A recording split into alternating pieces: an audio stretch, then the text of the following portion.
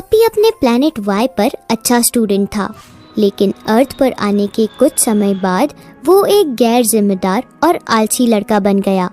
उसे स्कूल जाना बिल्कुल भी पसंद नहीं था, क्योंकि उसे लगता था कि पढ़ाई करने से कोई फायदा नहीं होता है और पढ़ाई करना टाइम वेस्ट है। इसलिए वो हमेशा पढ़ाई से दूर रहता था। एक दिन पपी की मॉम रागिनी पपी को समझाते हुए उसे कहती है, पपी बेटा, तुम्हें स्कूल ऐसे नहीं छोड़ना चाहिए। तुम्हें स्कूल वापस जाना ही चाहिए, शायद तुम्हारा मन बदल जाए। बेटा, अभी एडमिशन स्टार्ट हुए ज्यादा टाइम नहीं हुआ है और अभी से तुम इसे छोड़ रहे हो। तुम्हें अपनी पढ़ाई लिखाई पर फोकस करना ही चाहिए। रागिनी की बात सुनकर पपी उसे गुस्से से कहता है, मॉम, आप शांत नहीं रह सकते हो क्या? मुझे नहीं करना है पढ़ाई, इसमें मेरा कोई इंटरेस्ट नहीं है। प्लीज मुझे बार बार मत बोलो पढ़ाई पढ़ाई। बहुत ज्यादा इरिटेट हो रहा हूँ मैं आपकी बातों से। पपी उसकी बात बोलकर गुस्से में वहाँ से उसके रूम में चला जाता है और वहाँ जाकर खुद से कहता है, मेरी फैमिली में मुझे कोई नहीं समझता है। सभी को यही लगता है कि मैं पढ़ाई करूं, लेकिन उन्हें कौन समझाए कि मुझे पढ़ाई में बिल्कुल भी इंटरेस्ट नहीं है। पपी रूम में खुद से बातें कर ही रहा था कि तभी उसके पास उसके दादा मोहन आ जाते हैं और उसे प्यार से समझाते हुए कहते हैं, ठीक है बेटा पप्पी, तुम्हें पढ़ाई नहीं करनी तो कोई बात नहीं, लेकिन तुम्हें वक्त से पहले पढ़ाई नहीं करने का अफसोस तो होगा ही। तब तुम्हें समझ आएगा कि लाइफ में पढ़ाई कितनी जरूरी है। मोहन की बात सुनकर पपी की दादी कुंती भी वहाँ आ जाती है और पपी से कहती है, हाँ बेटा पपी, तुम्हारे दादाजी बिल्कुल सही बोल रहे हैं। आज से तुम्हें कोई परेशान नहीं करेगा पढ़ाई के लिए और ना ही कोई फोर्स करेगा। जैसा तुम रहना चाहते हो वैसे ही रहो। कुंती और मोहन की बात सुनकर पपी बहुत ज्यादा खुश हो जाता है और पपी दोनों से खुश होकर कहता है, थैंक यू दादा दादी, आप दोनों मेरे सपोर्ट में हो, वरना आपको पता है मॉम डैड पढ़ाई को लेकर मुझे कितना टॉर्चर करते हैं और हर वक्त पढ़ाई करने के लिए मुझे फोर्स करते हैं। पपी की बात सुनकर मोहन और कुंती फैसला करते हैं कि वो पपी से कुछ नहीं कहेंगे, लेकिन वो पपी के डैड प्रकाश और रागिनी को बुलाकर उन दोनों से पपी के बारे में कहते हैं, प्रकाश बेटे और रागिनी बहू, मुझे पता है तुम दोनों पप्पी के करियर को लेकर बहुत ज़्यादा सीरियस हो, लेकिन बेटा उसे रोज़ रोज़ पढ़ाई को लेकर फोर्स करने से कोई फ़ायदा नहीं है, क्योंकि उसे लगता है कि हम उसके साथ ज़ोर ज़बरदस्ती कर रहे हैं, जिस वजह से वो और कठोर होता जा रहा है। मोहन की बात सुनकर प्रकाश उससे कहता है, तो फिर डैड हम कर भी क्या सकते हैं, और कोई उपाय नहीं है हमारे पास। हमें कैसे भी करके पप्पी को वापस स्कूल भेजना ही है। प्रकाश की बात सुनकर कुंती उसे कहती है, प्रकाश बेटा, हमें पपी से प्यार से बात मनवानी चाहिए ताकि आगे चलकर वो खुद से पढ़ाई करे और उसे पढ़ाई का महत्व समझ में आए। इसलिए हम चाह रहे हैं कि वो दिल से मन लगाकर पढ़ाई करे। कुंती की बात सुनकर रागिनी सबसे कहती है, जी बिल्कुल, हम भी यही चाहते हैं कि वो पढ़ाई करे, लेकिन ये इम्पॉसिबल है। हम सब अलग अलग तरीके से पपी को समझाने की कोशिश कर चुके हैं और अब शायद ही पपी हमारी बात समझे। रागिनी की बात सुनकर मोहन उससे कहता है, मैंने फैसला किया है कि हम हमारे घर में एक छोटा सा फंक्शन रखेंगे जिसमें पप्पी के फ्रेंड्स को बुलाएंगे, जिससे बच्चे पढ़ाई को लेकर पप्पी का कॉन्फिडेंस बढ़ा सके। मोहन की बात सुनकर सब खुश हो जाते हैं और अगले दिन घर में एक छोटा सा फंक्शन रखते हैं जिसमें कुछ बच्चे आते हैं। उन्हें देखकर पपी बहुत खुश हो जाता है और फंक्शन एंजॉय करता है।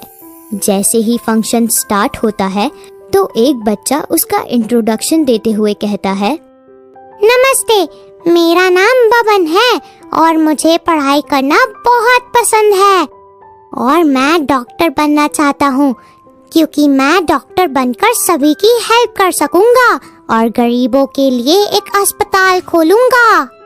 बबन की बात खत्म हो जाने के बाद दूसरा बच्चा उसका इंट्रोडक्शन देते हुए कहता है, हाय, माय नेम इज नेहा और मुझे पोयम सुनना बहुत पसंद है।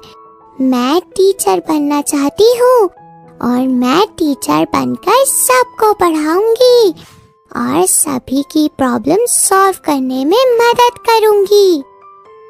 नेहा का इंट्रोडक्शन होने के बाद सभी बच्चों ने एक एक करके उनकी हॉबीज बताई, जिसे सुनकर पप्पी को गुस्सा आने लगता है और वो गुस्से में आकर रागिनी से कहता है, मॉम, मुझे इस फंक्शन में शामिल नहीं होना है।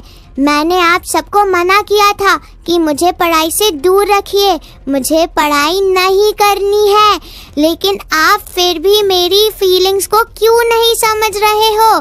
पढ़ाई करने से कुछ नहीं होता है। पप्पी की बात सुनकर रागिनी समझ चुकी थी कि अब पप्पी लाइफ में कुछ नहीं कर सकता है। उसने सोच लिया है कि उसे पढ़ाई नहीं करना है। इसी तरह कुछ दिन बीत जाते हैं और पप्पी के दोस्त उसके सामने स्कूल की कुछ बातें करते हुए एक दूसरे से कहते हैं, नेहा, आज स्कूल में बहुत मजा आया क्योंकि आज हमारे स्कूल में एक जोकर आया था जो नई नई तरह के मैजिक करके हमें दिखा रहा था। बबन की बात सुनकर पप्पी उसे कहता है, क्या सच में स्कूल में जोकर भी आते हैं?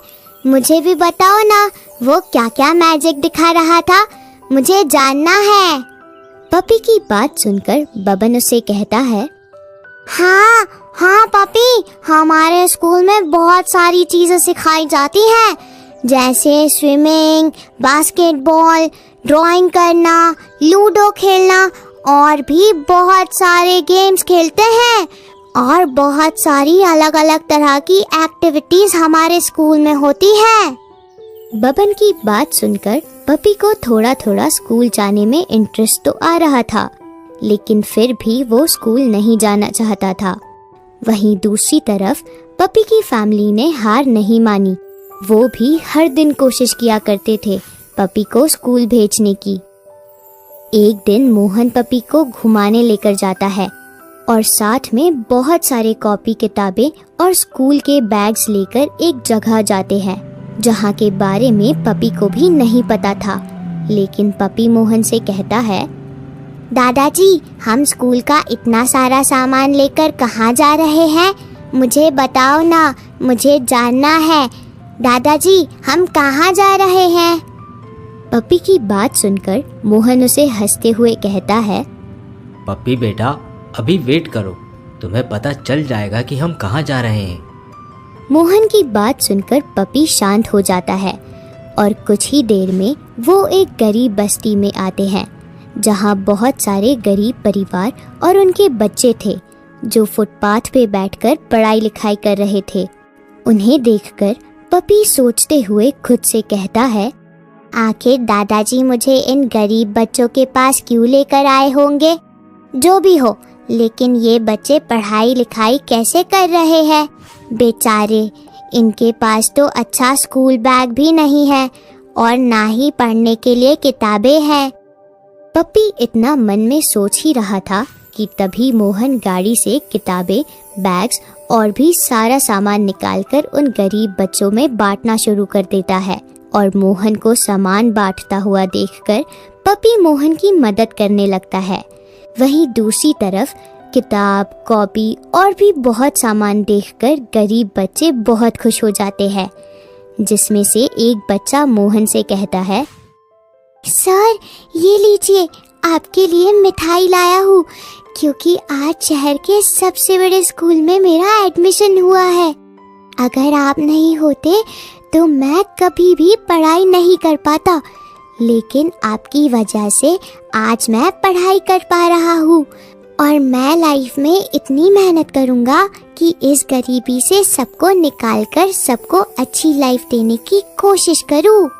उस बच्चे की बात सुनकर मोहन इमोशनल होकर उससे कहता है, हाँ बेटा, मुझे तुम पर बहुत गर्व है। तुम पूरी मेहनत और लगन से पढ़ाई पर फोकस करो और तुम्हें जो भी हेल्प लगेगी मुझे बेझिझक होकर बोल देना, मैं हमेशा तुम्हारे साथ हूँ। मोहन की बात सुनकर और गरीबों का प्यार मोहन के प्रति देखकर पप्पी इमोशनल हो जाता है और घर आने के बाद वो मोहन से कहता है, दादाजी, मुझे पता चला कि मेरी फैमिली कितनी अच्छी और सबकी हेल्प करने वाली है। I am proud of you my family. लेकिन मैं आप सबसे माफ़ी मांगता हूँ। मैंने आप सबका दिल दुखाया और आप सबको बहुत ज़्यादा हर्ट किया, इसलिए आई एम सॉरी डैड। हम कल ही स्कूल जाकर वापस मेरा एडमिशन करवाएंगे। पप्पी की बात सुनकर उसकी फैमिली इतनी खुश हो जाती है कि उन्हें यकीन नहीं होता कि पप्पी स्कूल जाने की बात कर रहा है कि तभी रागिनी पप्पी से कहती है, पप्पी बेटा, मैं बहुत खुश हूँ तुम्हारे लिए। मुझे ऐसा लग रहा है कि मैंने मेरी लाइफ की सबसे बड़ी मुश्किल घड़ी पार कर ली है। सच में बेटा, मुझे इससे पहले इतनी खुशी कभी नहीं हुई जितनी कि आज तुम्हारे स्कूल जाने से हो रही है। रागिनी की बात सुनकर पप्पी बहुत खुश हो जाता है और पप्पी की फैमिली स्कूल के फर्स्ट डे पर उसे खुद स्कूल छोड़ने जाते हैं, जिसके बाद पप्पी हर दिन बहुत शौक से स्कूल जाया करता था और जो भी वो स्कूल में सीखता था उसे घर आकर सबको बताया करता था। इसी तरह पप्पी खुशी खुशी स्कूल जाने लगता है और उसे वक्त के चलते धीरे धीरे सब पता चलता है कि लाइफ में पढ़ाई कितनी ज़्यादा इम्पोर्टेंट है, जिसके बाद पप्पी मेहनत और लगन से पढ़ाई लिखाई करने लगता है। हमें इस कहानी से ये सीख मिलती है कि हमारे लिए शिक्षा का महत्व समझना बहुत ज़रूरी है और शिक्षा हमारे जीवन में रोशनी लाती है, जो हमारे भविष्य को सुधारने में हमारी मदद करती है।